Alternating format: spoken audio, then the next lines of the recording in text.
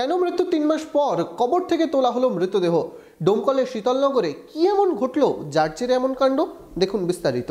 মনোবীক্ষণ polyclinic, চিকিৎসার জগতে এক দশক। এখন এখানে সব বিষয়ে ডাক্তারবাবু একসাথে তলায়। ফোন করুন 7477799515 এই নম্বরে। ডোমকলে ময়না তদন্তের জন্য প্রায় 3 মাস পর কবর থেকে তোলা হলো এক ব্যক্তির দেহ।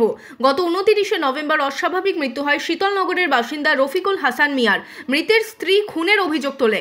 কোর্টের দ্বারস্থ হয় পরিবার।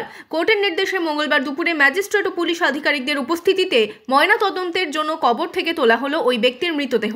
আমার স্বামী অসুস্থ কিছু ছিল না, ওরা জোর জুলুম বাড়ি থেকে টাইনি ছেঁচড়ি আমার স্বামীকে লিখেছে। আমার দেওয়ার আমার ননদ যাই, ওরা বলছে যে ডোমকলে নিয়ে যাবো। ডোমকলে যাই পাইনি, বহরমপুরে গেছে, বহরমপুরে পাইনি।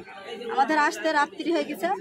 এবার ওরা জোর টুকবো ঘুমের ওষুধ খাওয়ি ইঞ্জেকশন করে ওরা মুহুরির কাছে নিয়ে যাই, জমিটা রেজিস্ট্রি করলে।